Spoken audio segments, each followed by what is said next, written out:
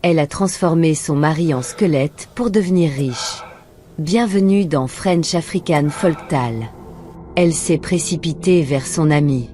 Quand elle a entendu les cris des femmes venir de partout. Maman Hadassa, donne-moi ce pagne-là. Moi j'en veux 10. Tu n'as pas la couleur bleue. Les bijoux aussi, madame. J'aime trop. C'est combien les 5 là? Je prends tout. J'ai 100 000 francs CFA, je prends tout ton étal. Imani a regardé. Les clientes se bousculaient. Les pagnes partaient comme du pain chaud. Hadassa, elle souriait. Imani s'est approchée.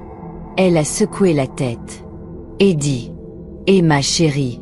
C'est chaud ici, et... Moi aussi je veux devenir comme toi. Imani et Hadassa.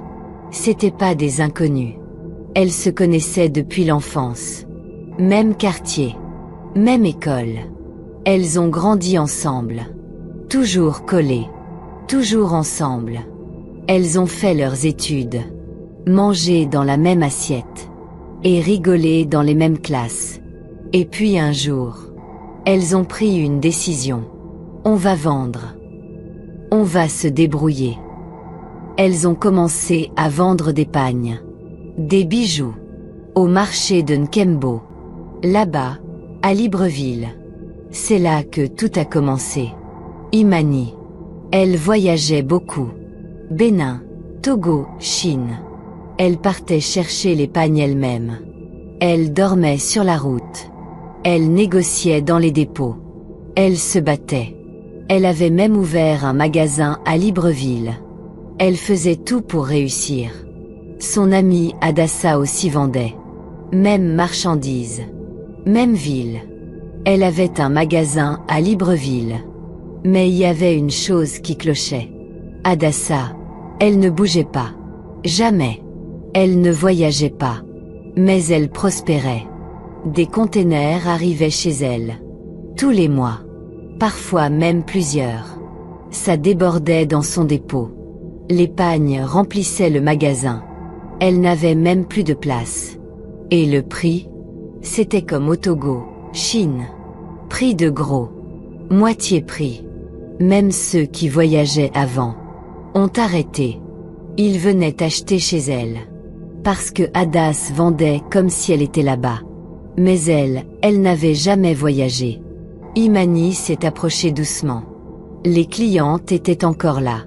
Mais elle s'en fichait. Elle s'est tenue devant Hadassa. Et dit. Toi tu prospères, hein? Moi depuis que j'ai commencé, je voyage. Je pars. Je reviens. Mais franchement, je ne me retrouve pas. Pas assez de bénéfices. Je me fatigue. Je dépense. Je cours. Et toi? Tu restes ici, et tu gagnes. Imani l'a regardé droit dans les yeux. Ma chérie, comment tu fais? Dis-moi. Explique-moi un peu. On est amis, non? On est sœurs. Tu peux pas me cacher ton secret. Moi aussi je veux que les conteneurs viennent ici à Libreville. Pour moi aussi. Pour mes marchandises. Hadassa l'a regardé. Et dit calmement. Ma chérie, faut se battre. C'est beaucoup de sacrifices. Moi aussi je travaille. Je fais mes commandes, et on me livre. Imani a froncé les sourcils. Tu fais tes commandes comment? Parce que moi, là, je gaspille mes billets. Je pars en Chine, Togo, Bénin. Franchement, je suis fatiguée. Peut-être qu'il faut que je change. Peut-être que moi aussi, je dois commencer à commander, ici même. L'argent que je mets dans les voyages, là, je peux l'utiliser pour faire venir les marchandises. Hadassa a juste hoché la tête. Elle n'a pas insisté. Mais si tu veux qu'on parle bien, viens chez moi dimanche. Imani dit. D'accord, ma chérie, je viendrai. Quand elle est rentrée à la maison, et elle est allée directement dans sa chambre. Son mari était là, allongé, télé allumée. Elle est montée sur le lit, et elle a posé sa tête sur lui. J'allais te dire un truc. Son mari a éteint la télé. Hadassah, elle prospère. Toi-même tu vois. C'est pas petit. Moi je ne me retrouve pas, hein. Mais elle est à un autre niveau. C'est des conteneurs qui viennent chez elle. Elle voyage même pas. Le mari a hoché la tête. Tu lui as parlé? Oui. Je lui ai demandé. Elle m'a dit de venir chez elle dimanche. Il a dit doucement. C'est bien. C'est mieux de parler chez elle, pas au marché. Peut-être qu'elle va t'ouvrir les yeux. Oui, peut-être qu'elle a des secrets à te dire. Comme ça, tu vas accueillir ces secrets-là. Et tu pourras faire mieux. Elle a juste dit. On verra. Le dimanche, ils sont partis ensemble. Imani et son mari. Ils ont pris la voiture. Et ils sont allés chez Hadassah. Quand ils sont arrivés, le mari d'Hadassah était dans la cour. Les enfants jouaient. Ils se sont installés. Imani a regardé son ami. Ma chérie, c'est comment? Tu m'avais promis. Je suis venue. Hadassah a hoché la tête. Elle n'a pas dit grand-chose. Juste un petit regard complice. Le mari d'Hadassah s'est approché. Il a salué Imani et son mari. Puis son mari. Dit calmement. Explique-lui ce que tu fais. Y a rien de grave. Elle aussi, elle veut progresser. Elle veut ramener ses marchandises. C'est normal. Hadassah a regardé Imani. Et dit. Justement. Ce soir, on a réunion. Avec notre fournisseur. Imani a tourné la tête. Réunion. À quelle heure? Vers 23 heures. Parfois minuit. C'est toujours comme ça. Pourquoi si tard? A demandé le mari d'Imani. C'est comme ça. Les gens qui viennent là-bas. C'est pas n'importe qui. Des grands commerçants. Des grandes personnalités. Ils veulent pas qu'on les voie. On fait ça dans la discrétion. Imani a juste écouté. Puis Hadassah s'est tournée vers elle. Et dit doucement. Si tu veux comprendre. Viens avec moi ce soir. Imani a souri. Elle a regardé Hadassah dans les yeux. Et dit calmement. Oui, ma chérie. Je serai là. Elles se sont embrassées. Puis Imani et son mari sont remontés dans la voiture. Direction la maison. Arrivés à la maison. Ils ont mangé. Ils ont ri. Ce soir-là, tout semblait normal. Mais dans le cœur d'Imani, il y avait cette phrase. Enfin, je vais découvrir la vérité. Ce soir-là, Imani est revenue chez Hadassah. Comme promis. Elle a garé sa voiture dans la cour. Et elles sont montées dans le 4x4 de Hadassah. Elles ont roulé doucement. Puis la voiture s'est arrêtée. Juste devant, la rivière Lalala. Imani a regardé. Et dit. Mais, y a des gens ici? À cette heure-ci. Ils vendent encore à côté de l'eau. Hadassah a souri. Et ma copine, j'avais oublié de te dire. Avant chaque réunion, on doit acheter les œufs. 6 œufs. Pas plus. On les jette dans la rivière. Et puis, on peut y aller. Imani n'a rien dit. Elles ont acheté les œufs. Et dit calmement. Comme tu es nouvelle. C'est toi qui dois commencer. Tu jettes 6 œufs. Et moi, je vais suivre après. Imani l'a regardé. Pas sûre de comprendre. Mais elle n'a pas posé de questions. Elle a pris les œufs un par un. Et son amie. Qui jette aussi 6 œufs. Et juste après. Elle n'était plus là. Elles se sont retrouvées. Dans une forêt. Il y avait plein de femmes. Que des mamans. Elles étaient assises.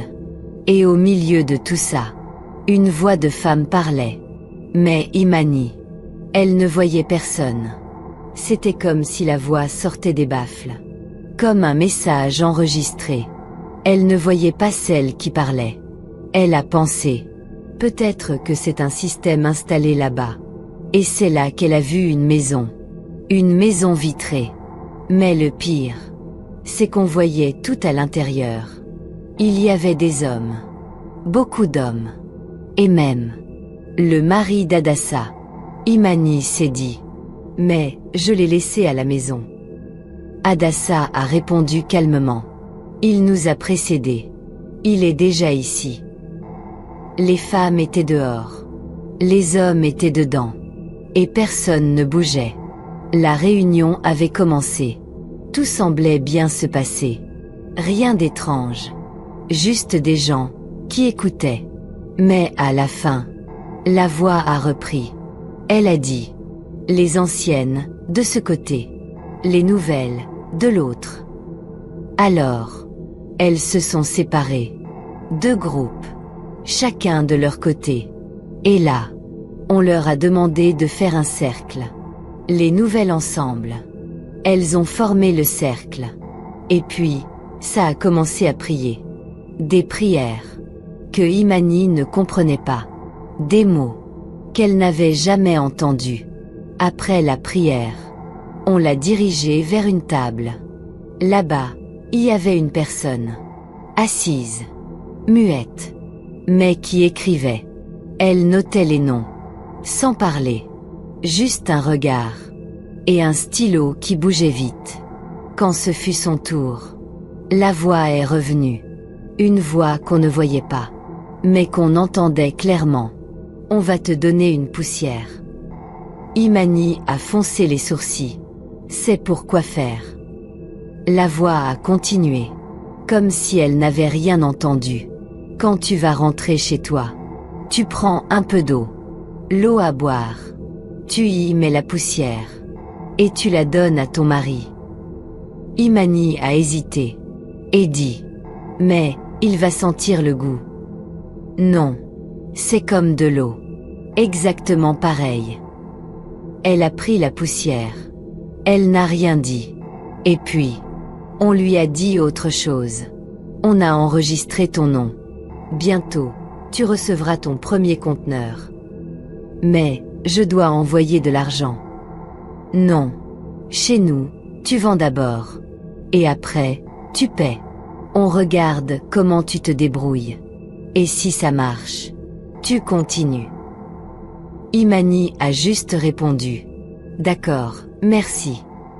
C'est là que tout a vraiment commencé. Entrez, entrez. L'histoire ne vient que de commencer. Elle a juste regardé Hadassa. Et elle lui a dit. Ma copine, merci. Sur le chemin du retour, il y avait que de l'eau. Elles se sont retrouvées encore au bord de la rivière. Elles ont repris la voiture. Elles sont rentrées. Arrivées chez Hadassa, Imani a repris sa voiture. Parce qu'elle l'avait laissée là-bas. Elle ne pouvait pas partir avec 2 voitures. Elle a roulé doucement. Et elle est rentrée chez elle. Arrivée là-bas, son mari l'attendait. Elle est entrée. Et elle lui a dit calmement. Chérie, tout s'est bien passé. Ils ont pris mon nom là-bas. Et toi, t'as pas soif? Attends, je vais prendre un peu d'eau. Elle a pris de l'eau. Et dans ce qui restait dans le verre, elle a mis la poussière. Et elle lui a tendu le verre. Toi, tu n'aimes jamais boire de l'eau. Bois un peu. C'est peut-être pour ça que tu es un peu fatigué ces temps-ci. Son mari a rigolé. Ah non, toi là. Quand tu es contente, tu parles trop. Il a bu. Ils sont allés dormir. Le matin, normalement, c'est toujours le mari qui se lève avant. Mais ce jour-là, c'est la femme qui s'est réveillée. Il était 8 heures. Elle s'est tournée. Son mari ne s'était pas encore levé. Mais, il respirait. Elle l'a secoué doucement. Chérie, réveille-toi. Tu dois aller au travail. Mais l'homme ne se réveillait pas. Elle a commencé à paniquer.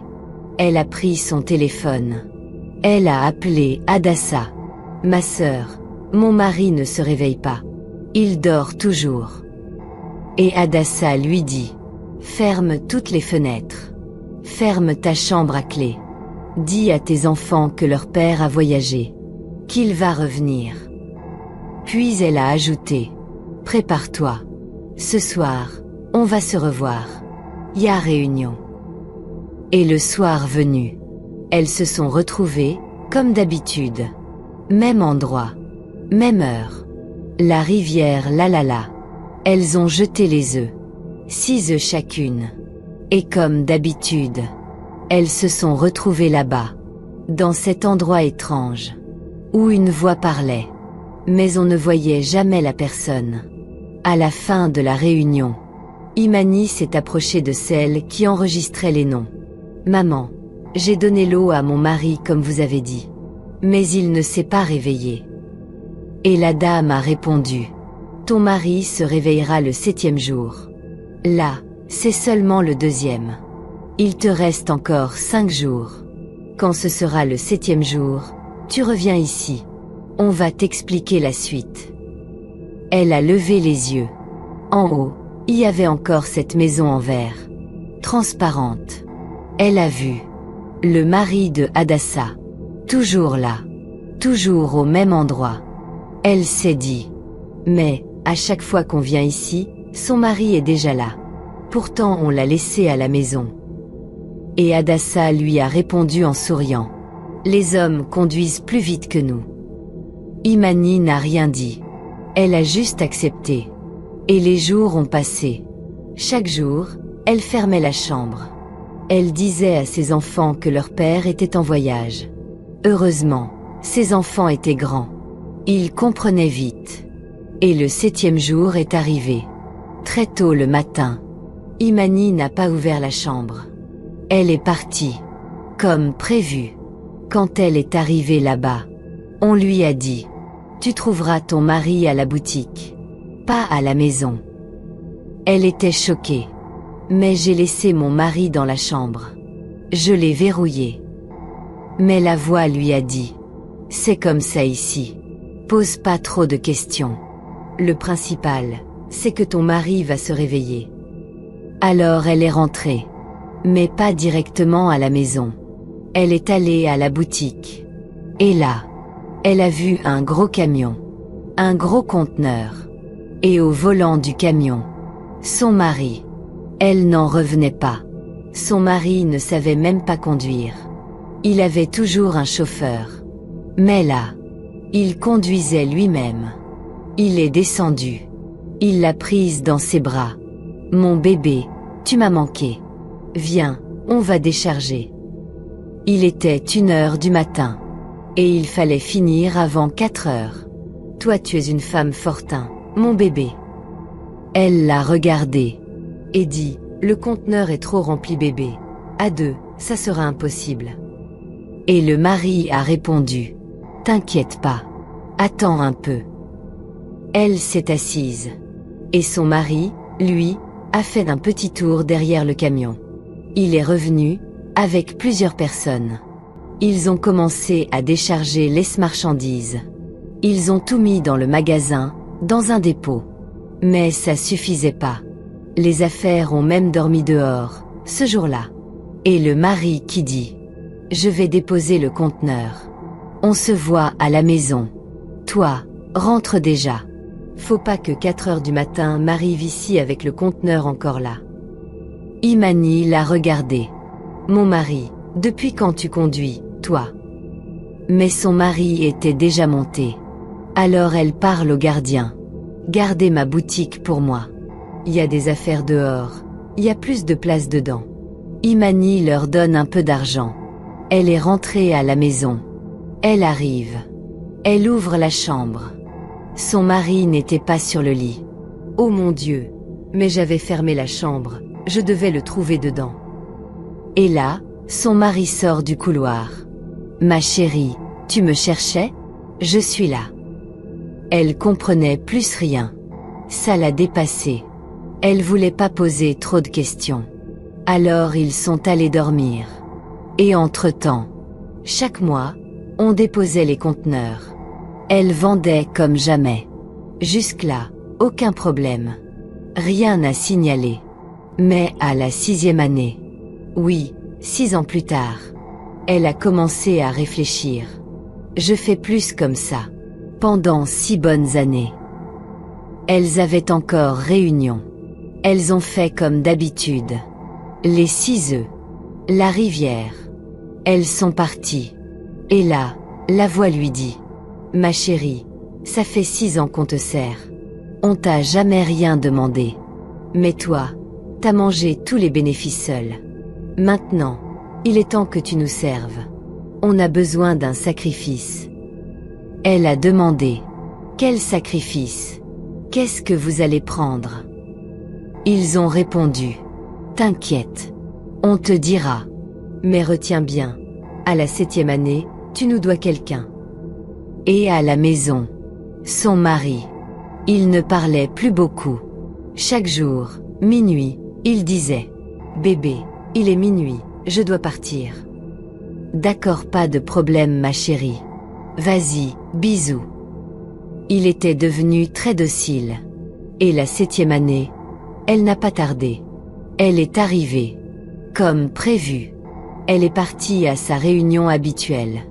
Et là-bas, ils lui ont dit. Quand tu vas rentrer à la maison, ce que tu vas voir, faut pas crier. Faut accepter.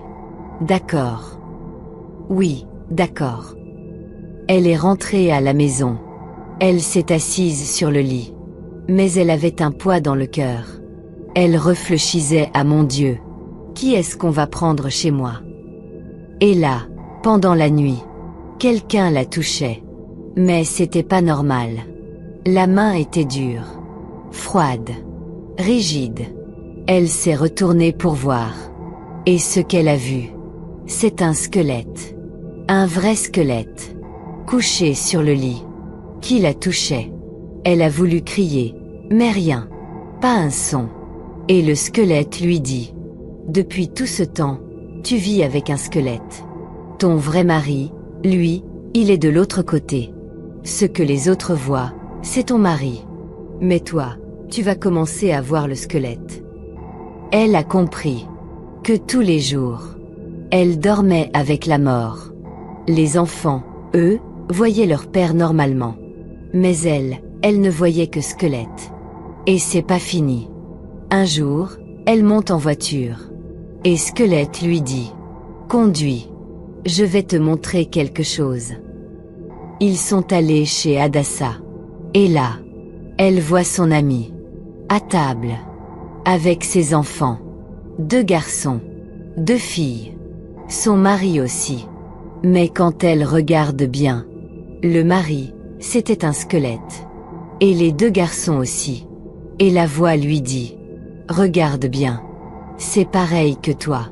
Elle aussi, elle a donné son mari et ses enfants. Maintenant, c'est ton tour. À partir de là, chaque année, ils lui ont demandé un homme. Et c'est pas tout. Un jour, elle est encore allée à cette fameuse réunion. Et c'est là qu'elle a vu son mari. Dans une maison vitrée. Il pleurait. Il criait. Pourquoi tu m'as fait ça? Qu'est-ce que j'ai fait pour mériter ça? Regarde comment je souffre. Et pourtant, à la maison, le mari était là. Tranquille. Vivait normalement. Mais elle avait vu l'autre côté. Elle savait maintenant. C'était fini. Elle pouvait plus supporter. Elle a commencé à regretter. La tristesse envahissait son cœur. Et si demain, ils prennent encore mes enfants? Je vais devenir folle. Elle ne dormait plus. Elle vivait avec squelette. Chaque minuit, c'était l'appel. Elle devait partir. Rejoindre l'autre monde. Jusqu'au jour où elle a pris une décision. Elle est allée voir un homme de Dieu. Un grand pasteur de Libreville. Il priait pour des gens. Et les démons partaient. Quand elle est arrivée là-bas, elle a commencé à tout raconter. Le pasteur lui dit. Où sont tes enfants? Va les chercher. Tout de suite. Elle est partie. Elle est revenue avec 4 enfants. Mais un 5e manquait. Il était déjà parti, avec son père. Son père? Tu connais déjà.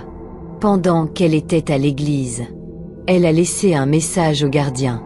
Si mon mari revient avec l'enfant, dis-leur de me rejoindre ici.